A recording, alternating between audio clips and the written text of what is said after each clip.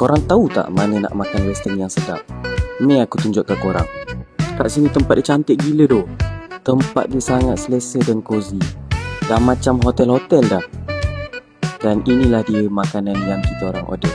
Yang pertama sekali adalah Hainanese chicken chop. Ayam dia yang sangat rangup and sangat sedap. Disalut lagi dengan sos sweet and sour dia tu memang sangat sedap. Aku rekomen kat korang sangat-sangat. 10/10.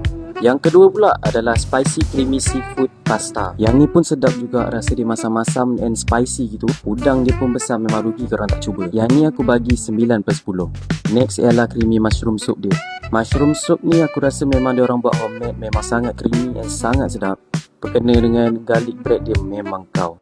Aku bagi yang ni 8/10. Next adalah dia punya meatball. Meatball ni aku rasa boleh lawan lah dengan IKEA punya meatball. Sebab first time aku rasa tu, aku tak expect dia rasa macam ni. Rasa smoky, rasa manis daripada daging tu memang sedap gila. Mashed potato dia aku rasa macam biasa, tapi still sedap dengan sos dia. Aku bagi 9/10. Next adalah nasi goreng lamb chop dia. Daging lamb chop dia memang sangat lembut dan sangat sedap. Daging dia pun memang sangat flavorful.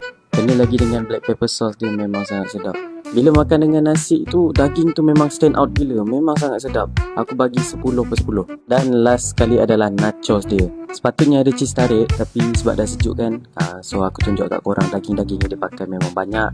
Tak kedekut langsung. Yang ni pula aku bagi 8/10. Ciao.